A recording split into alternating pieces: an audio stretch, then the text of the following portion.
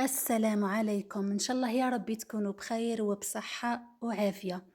حبيت نشارك معكم اليوم هذه الوصفة تاع البربوشة اللي جات بنينة بنينة بنينة كي العسل، ماشي غير كي درتها أنا.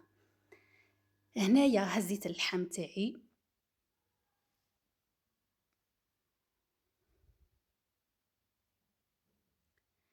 درت عليه 2 حبات كبار تاع بصلة مرحية مليح مليح،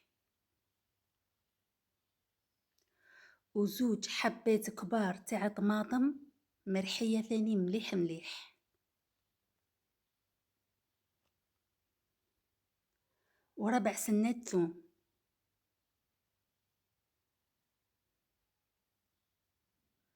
و2 مغارف ونص طماطم مصبرة.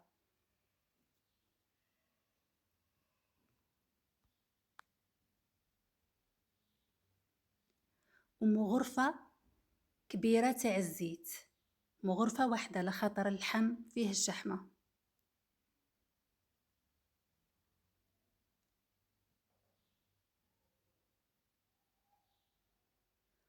درت هنا مغرفة تاع كزبر،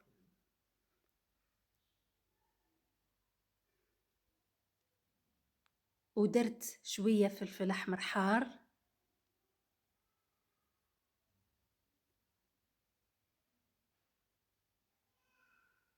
شوية كركم،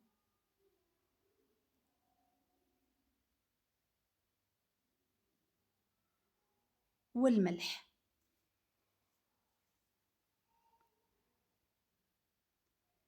وشوية ما.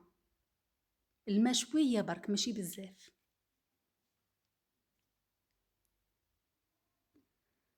ونخلط مليح الدواوات هذو في اللحم، ندخلهم مليح مليح في اللحم، ونخليهم على الأقل 3 سوايع. ياخي شفتو في العيد الكبير ياخي نداويو البربوشة تاعنا في الليل، نداويو اللحم في الليل ونخليوه حتى للصباح. هكذا هذه ماذا بكم يعني اللي عندها الوقت تخليها حتى للصباح راح تجيها كي العسل.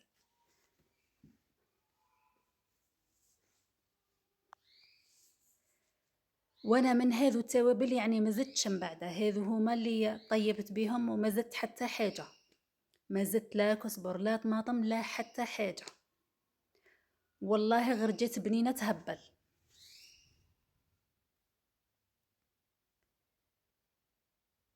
ونخليها على الأقل كما قلت لكم 3 سوايع. وهنايا جبت البربوشة،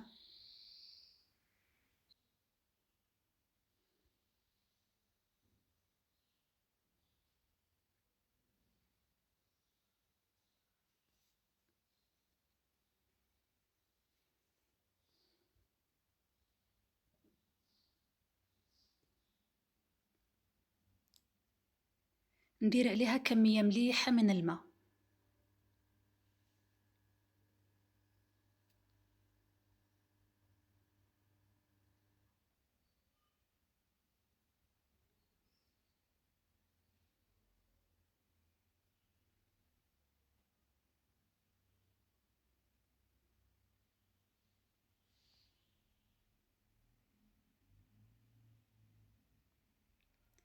أنا الماء هذا كنت راح نسيحه، بصح ثم شربيتولي.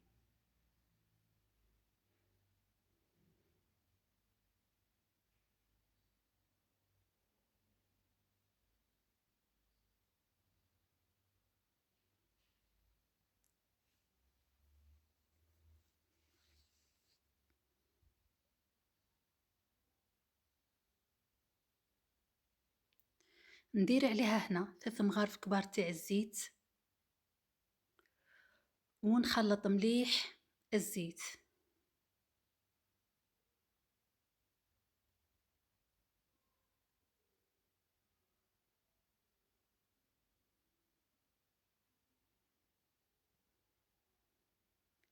نزيد عليها شوية ملح،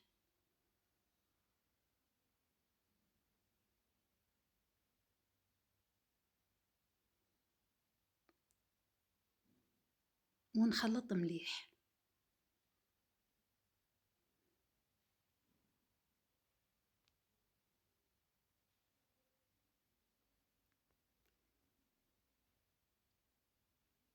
ونخليها حتى تنشف.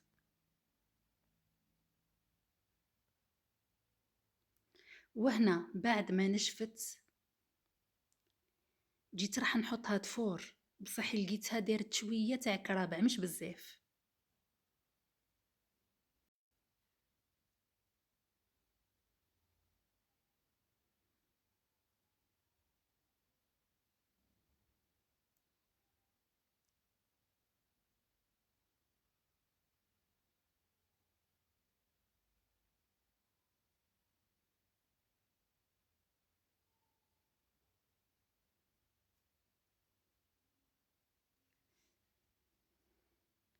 حطيتها هنا في السيار ونحيت لها هذوك الكرابح. وهنا هاي واجده.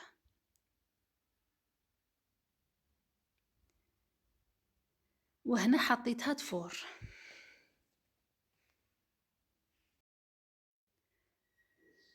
وهنايا جبت الكوكوطه وحطيت اللحم تاعي يتقلى.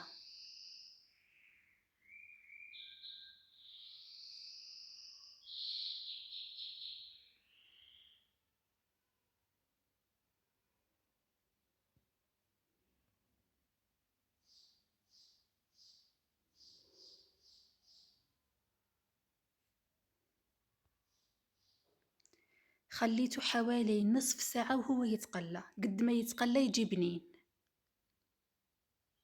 وهنا جبت البربوشة تاعي نعاودها حليتها مليح.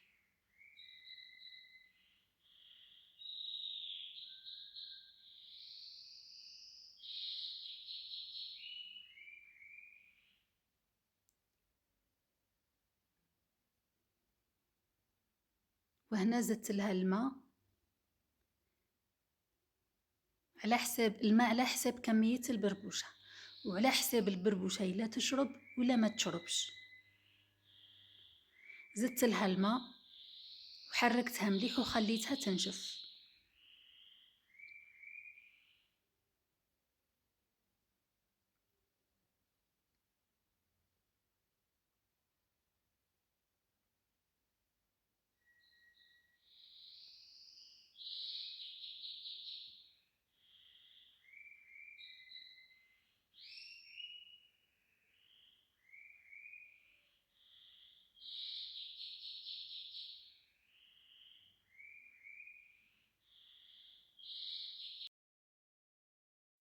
وهنا وجدت الجريوات ولفت وخليتهم في جهة. وهنا بعد ما تقلى اللحم تاعي مليح مليح جبت مرقته.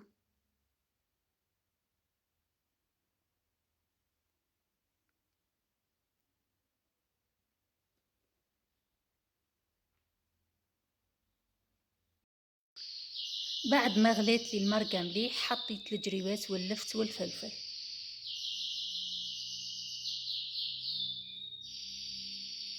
وهنا البربوشة فارت وهاي واجدة.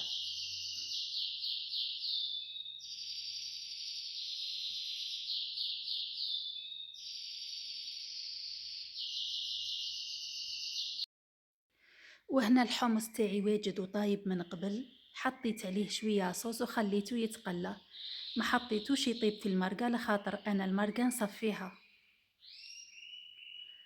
وها هي واجدة واللحم طايب. ان شاء الله يعجبكم الفيديو والسلام عليكم.